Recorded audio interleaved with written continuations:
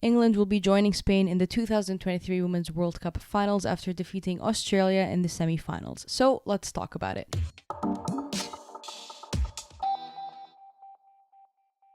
Well, it is Spain and England that have booked their first ever Women's World Cup finals appearance. We spoke a little bit about Spain beating Sweden, and today we'll be diving into England defeating the very mighty Matildas at home and how that looked like. This is Sarina Wiegman's fourth major competition final in a row. She made it into the 2017 Euros with the Dutch, won it, made it to the 2019 World Cup final with the Dutch, lost it, made it to the 2022 Euros with the English and won it, and now she's back in another final, the 2023 final. We talk a lot about Sarina Wiegman being one of the best head coaches in the women's game, but she is hands down one of the best head coaches in the game, point blank, men or women. England by no means have been the best performing team this World Cup. They were saved by a post against Denmark. It came down to the penalties against Nigeria.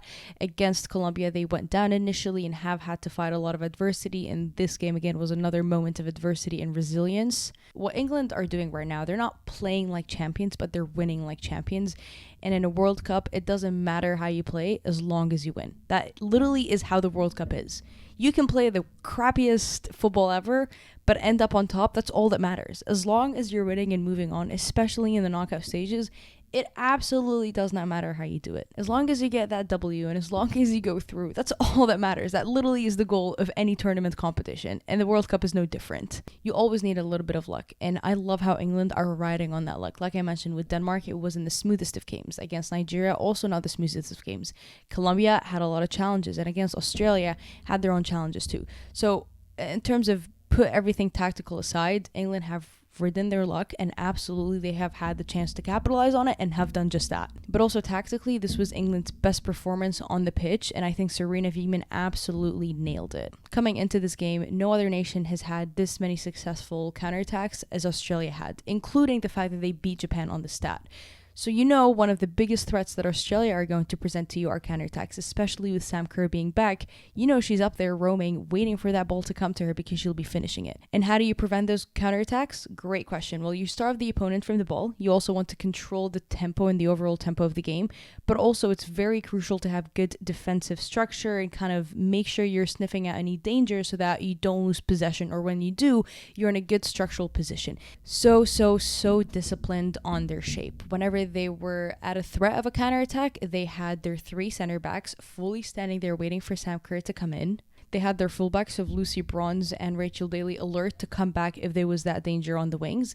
But that midfield in there, and again, this was another game of Kara Walsh masterclass. I mean, she continues to be such an important player for England. It's insane how good she is. We talk about how good Kara Walsh is, but it's just crazy how important she is to that puzzle that England tries to put on the pitch. England was trying to regain possession in their own half. And there was something that they struggled with at the start of this competition, is maybe rushing things too often or not rushing things fast enough. But this game, I think they got their movement so right, is that when they did regain possession, specifically in their own half, they weren't rushing to a counterattack because they know the Matildas will catch them at a counterattack shall they lose that ball in that defense area. So you would see a simple back pass to Millie Bright, a simple back pass to Alex Greenwood, who was always there ready to intercept, moving, opening pockets for her to be able to open space and to get the ball, even if she was being pressed by that front line of the Aussies. Recycle possession, make sure everybody was in the right shape, structurally, again, beating Australia over and over again in how they move, and just go from there. It was simple, but so good and so well executed. You also had the likes of Russo and Ella Toon stepping up. I think Ella Toon has had such a troubled tournament overall, from creativity to finishing to just being able to regain possession in the midfield. This goal for her was probably massive for confidence and just as an overall player going into that final. I think this now proposes a really interesting question for Sarina Wiegman, because we know Lauren James is coming back for that final because her red card suspension is up. Lauren James has been starting in that number 10 role. I mean, she's earned that spot, but now Ella Toon just scored this impressive goal for you and had a pretty decent game. It's like, who do you start, Ella Toon or Lauren James? This is a good question and a good crisis for Sarina Wiegman to be dealing with right now. Alessia Russo, again, we've talked about how her game is a little bit different than Ellen White. She's been told to do the tasks that Ellen White used to do, but she's not an Ellen White type of player. She drops in a little bit deeper. She likes to hold the ball. That's not really Ellen White's type. But this time in the semifinal, even in the winner and the quarterfinals, and just her overall off-ball movement, you can tell she's kind of falling into that role a little bit. So the players that needed to step up for England absolutely stepped it up on both sides of the pitch. Jess Carter continues to kind of go a little bit under the radar. I thought she had an impeccable game against Caitlin Ford, who has been having a really good World Cup so far. Alex Greenwood and Millie Bright working so well together and delivering so many great balls and kind of, again, regaining possession, calming everybody down, and structurally putting everybody together where they have that edge over Australia. They know their players can be beaten in certain areas, and they're like, right, we're making sure that shall that threat happen, we have got that covered. Chloe Kelly, Lauren Hemp, for me, again, so good at capitalizing mistakes. She did this against Colombia. She also did this again when she saw Ellie Carpenter not defending or covering how she needed to do. That's exactly what you need. Players being clinical and finishing, just like what Alessia Russo did and Ella Toon, but as well as Lauren Hemp, that will pressure and will press and will catch you on a mistake, and not just catch you on a mistake, will capitalize on that mistake. That is what we have needed England to do the past few games, which they haven't. But now they've put it all together. Structurally disciplined, productive. Kira Walsh having another Kira Walsh masterclass in the midfield, and your wingers being active. Tournament football is all about peaking at the right moments, making sure that your players are hitting their potential at the best time possible, which is the semi-final finals round, which is right now. It's not by coincidence that Serena Wiegman has made it to this many finals with two different squads. She knows how to prepare her players to peak at the right time. Many coaches talk about this. It's easy to talk and it's easy to want, but it's much, much harder to do. Beth Priestman talks about this. I think Vosteckelberg for Germany talked about this. They've all talked about this, right? It's easy to talk and say, we need to peak at the right time, but how do you do that? And Serena Wiegman definitely has it down to a T. I'm not too sure what she does in her preparation camp to get this happening, but when you've done it consistently the Euros and the World Cup with two different squads, that is something that you've perfected. They've recognized their mistakes, they've adapted to that, they've shown character, they've shown resilience, and most importantly, they've shown a winning mindset. It takes a winning mindset to win a World Cup, and they've shown that. They have that.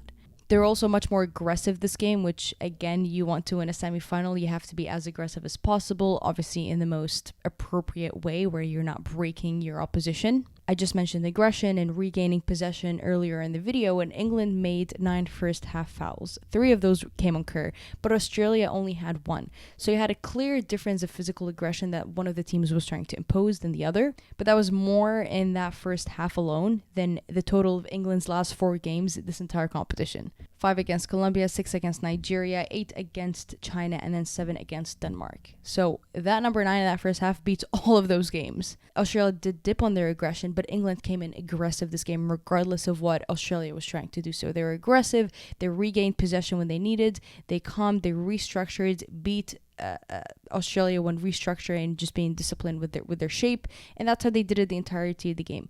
That is good coaching right there. Again, Serena Wiegman continues to just be the classic Serena Wiegman. You know, sometimes when we tune into these England games, it's really the Serena Wiegman and the Kira Walsh masterclass. Once again, it happened, and it will be really interesting to see how they change some things and work around some things to go against Spain. Speaking a little bit more about their opposition, it looked like maybe they were a little bit leggy, especially in that midfield. Specifically Gorey, who has been fantastic for Australia, but I fear that she hasn't been rested well enough to come into this game. Cooney Cross, what a competition this has been for her. Absolutely will be making that move somewhere in the WSL. There's already sources suggesting that she's been in contact with Arsenal, Manchester United, Manchester City. Those big dogs are after her, and she deserves to make that move. I cannot wait to see her ball it up in the WSL because she's so good, and the teammates around her, I mean, she's so young, but everybody around her trusts her on the ball, and you know when your teammate trusts you at that young age, God knows what you're showing them in training. She is that good. I mean, we see her on the screen, but her teammates probably see a lot more magic than her in the training. She is so, so good, and I'm very, very excited to see what the future holds for her. Similar with Mary Fowler, continued to grow this competition. She is urging an abundance of minutes at Manchester City. Gareth Taylor has his hands full to give her plenty of minutes because she absolutely deserves that. That backline for Australia continues to be their biggest enemy, and it had to come up against this game. Ellie Carpenter, not the best defending on that second goal. Steph Cali also didn't have the best game, which is a shame because she has had one hell of a tournament, and I think she still walks away with her held very, very high. But for me, Gori looked like she was a little bit too leggy, which is understandable because she hasn't really rested. She started every single game. She got the 120 minutes against France. She was playing the Swedish league, and we know that those players were released very, very late. So she came in with more minutes in her legs than probably a lot of the players in the competition. But despite that, she absolutely bossed it. And I think was doing really, really well for Australia and has been such an important piece for how the Australian team has managed to work against every single nation that they faced this World Cup. But it looked like this time when you had this many minutes in your legs and you needed to have that extra speed and kind of oomph on the ball. She didn't have that and lost a lot of the duels in the midfield. Absolutely, they'll be very disappointed to not have made it to the final in a home World Cup, but they have made history. They have broken audience records on TV.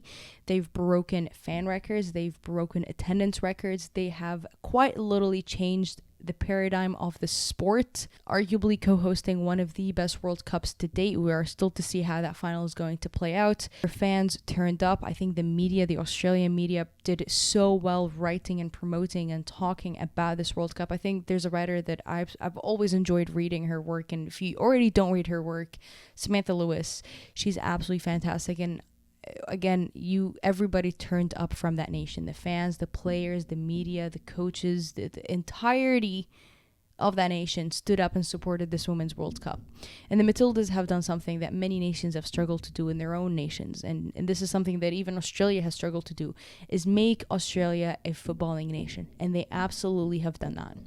You've already seen the government talk about grassroots funding. You've already seen the leagues talk about, or the A-League there, talk about more funding and more investment and more accessibility of that league. These are the right conversations we should be having. And I think what we have seen so far, Australia is a nation that will continue on this high and will continue on this ride. Then it's super important to learn from the mistakes of others like Canada in 2015, who took absolutely no advantage whatsoever of hosting a World Cup. But the Matildas so far, and you can tell again, the officials, the governing bodies, everybody involved, especially in the higher-ups, believe in what this sport has done to the nation. They've inspired millions. Millions are wanting to buy a Sam Kerr shirt and get on a ball. You've seen the scenes in the stadiums, outside of the stadiums, everybody celebrating, everybody having such a great time, really cherishing this moment. And I've heard plenty from a lot of journalists that are currently down under and have just come back from Australia that have said nothing but positive feedback about Australia as hosts, but just the overall vibe and the overall support that that nation is doing for the event. And it's massive. It's so good to see. We'll obviously dive into a little bit more of what this World Cup means to the sport, but I think Australia, again, have put their nation on the big stage once again, and they've left a mark on this World Cup. You know, you think about the 2023 Women's World Cup in probably 30 years' time, you'll be thinking about the Matildas run. You'll be thinking about how they beat France in that World Cup quarterfinal. You'll be thinking about that great matchup they had against England. There'll be a lot of you'll be thinking about Mackenzie Arnold. You'll be thinking about the Sam Kerr screamer. There'll be a lot to think about, and this is how they have left a mark on a historic World Cup, a World Cup that has completely changed the paradigm of the game. Now that my rant is over, I would love to hear your opinions on Spain facing England now. The Aussies will obviously head and face Sweden for that bronze medal. It will be an exciting match. I feel like that honestly could be a very, very good one, just as good as the final. How good has this competition been for you so far? It feels like we started the World Cup 2 days ago, but it also feels like it's been going on for 2 months, which is such a weird feeling, but it has been such a fun time to live in this era and get to witness how the sport is exploring and changing, and it's massive. There's still a lot of work to go. This is very early baby steps in the development and the evolution of the women's game, but it is such good baby steps that we're seeing. I broke down Spain and Sweden earlier, and I broke down Spain and Sweden in an earlier video, so definitely head to check that out before watching the final. But as always, to stay updated and to continue enjoying the beautiful game, make sure you subscribe to me here on YouTube and follow me on Twitter. And I will see you later, very, very soon.